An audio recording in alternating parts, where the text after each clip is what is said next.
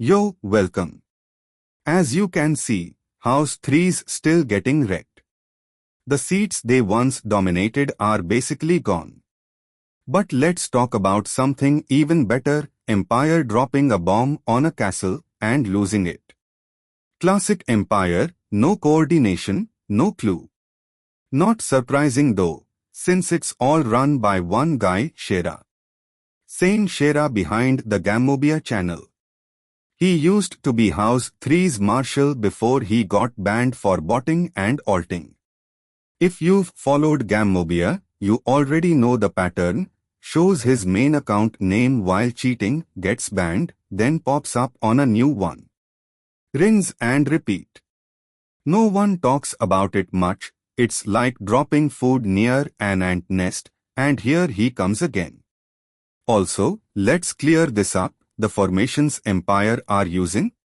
Not theirs. They're from my guy Wintern. He's not even in Empire, just playing with them for this map. All those clean formations? That's him. Before he joined, Empire were just copying Shinka's setups and claiming them like always. So don't be fooled. Empire hasn't designed a single formation or castle worth mentioning. Alright, let's get into the reports for this video. We are starting off with Captain Clan's first attack. This guy's glazed by Shera, one of the few actual players in their setup with a wallet and that classic pay-to-win energy. He kicks things off with Wintern's Archer Clear Drill, which is the standard opener for bomb bases. First attacks always use Archer Clears, followed by pre-raises, and then the main raises to finish it off. Now looking at this castle, you'll notice it has no ballistas. For any decent player, that means it's a 4 to 5 attack win. Ballistas are what actually make a difference in holding. This attack's probably going to take out the two front towers and maybe the one behind them. Pay attention to the troop setup. Captains are placed on towers, getting targeted by enemy archers and soaking damage like high HP meat shields. Meanwhile, it's just a wall of pikemen. During bomb runs, pikemen are what win fights. Archers are only useful for killing captains, katas, or other archers. That's common knowledge unless you are Shera or one of his 50-olds who just copy-paste other people's castles and call it strategy. We see the second tower drop, but barely any pikemen die. That's a problem, because the pre-raise will clear the moat pillars, meaning the next wave's getting hit by all.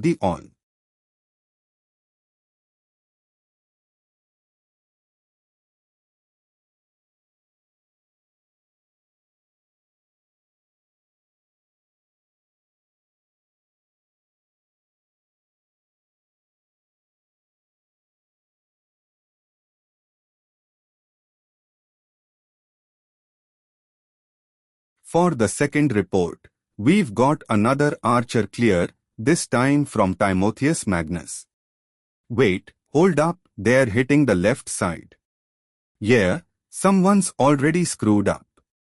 This is where the missing brain cells start to show. In a bomb, you are supposed to all hit the same side to drill into the center.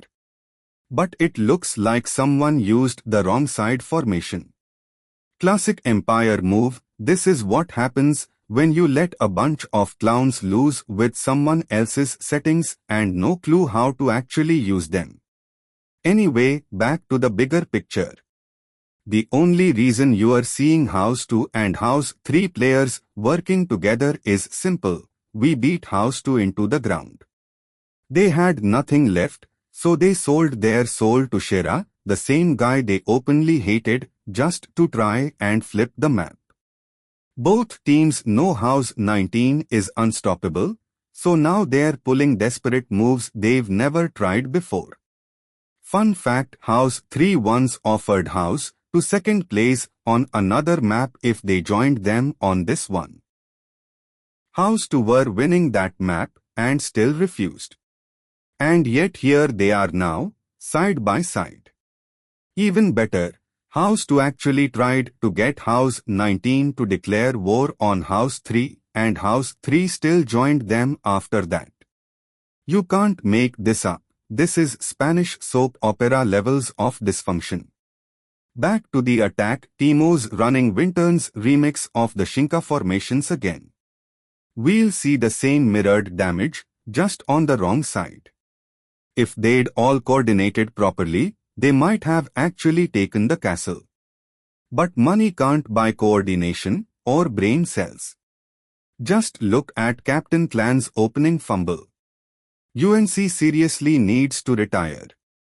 And take note of the all spread. House 19's defender is clearly running expert all. You can tell just by how wide the coverage is.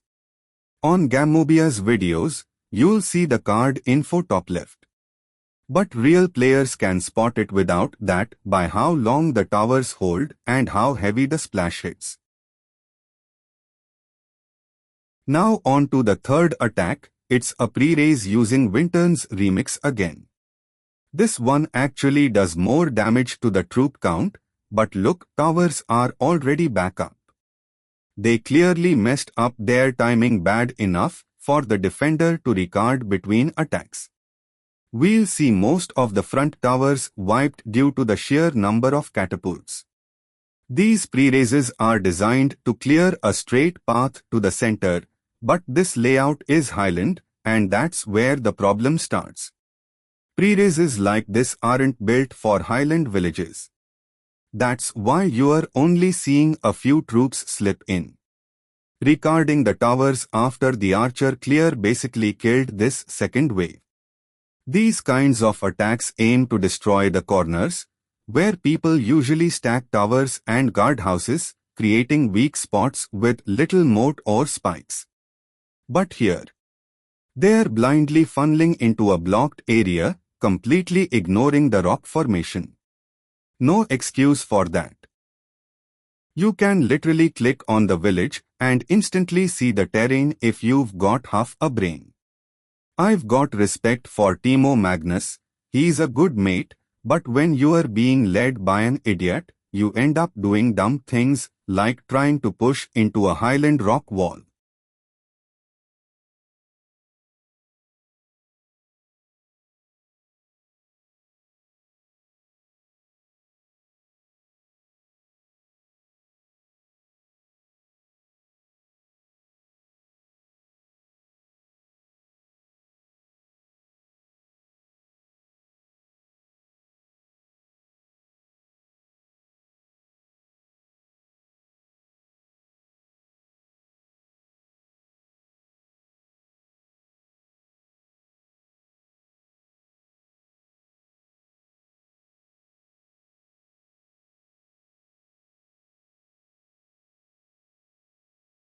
And now on to the fourth attack, this time it's Dark King. Old player, another German, and once again, using a Wintern remix pre-raise. But credit where it's due, Dark King actually had the brains to re-aim the catapults. He clearly recognized the rock wall problem and adjusted the formation to avoid wasting the attack. Makes sense, he's one of the leaders of the German team, same as Timothius Magnus, and it shows. He didn't just copy-paste the base setup, he refined it. Now, hitting the left side of a highland is always risky. It's the hardest side to break because of the terrain, but it's also the least predictable. This time, there is a clear path being carved through, but we're still seeing a lot of pikemen left standing.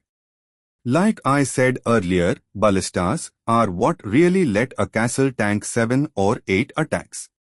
Lasting 4 attacks with 0 ballistas against Wintern's formations? Honestly, that's pretty solid. And for the final attack, we've got Farmer 188. Never seen this player before, so let's be real, probably another Shera alt. Not surprising. They're using a race formation on the left again. At this point, it's safe to say Captain Clan completely botched this entire bomb. The last 3 attacks clearly hit within seconds of each other, no time for the defender to rebuild anything. This time they're finally using Winton's proper race formation, lower catapult count, since the goal here is to clear pillars and troops, not towers or guardhouses. But even early on, it's looking bad. Troops are already flooding the keep thanks to earlier attacks, but Shera, being Shera, left his captain way too close to the castle. With raises, your captain has to be on max delay, hidden, so he survives long enough to trigger the ability. Instead, 3 out of 5 captains are already dead, and the so-called safe ones gone too because of that brain-dead placement. So even if they reach the keep, the race is already lost. They threw 450 catapults at this, which is nothing to Shera when he's mass-producing them on a dozen alts and funneling them into race accounts. But it's still a failed bomb from House 3 and a massive loss for the German players, who won't see a single catapult back from Shera's mule accounts. We finish this attack with enemy troops reaching the keep, but with no captains alive, the race fails. That's 5 wasted attacks on a castle with 0 ballistas. Just embarrassing. This is the stuff Gammobia won't show. So I will. Shera's channel will happily show House 19's biggest fumbles, or the rare times they land a bomb, but when it takes them 9 or 10 attacks to kill castles, Winton's forms are built to drop in 6 or less. Yeah, that part gets left out. A very close final attack, but this is just the start of this channel. I'll give credit where it's due, and I'll criticize where it's earned. Simple as that. Overall, this was a bog-standard 5-hit bomb. Only one attack even had captains, likely because of the timing gap caused by Shera's ult. Had Captain Clan not fumbled that first hit, they probably would have won the race. And sure, they'll probably jump in the comments claiming it was to clear backline archers, but let's be honest, that would only prove how little they understand the game. As if these reports didn't already show it. The real winner here.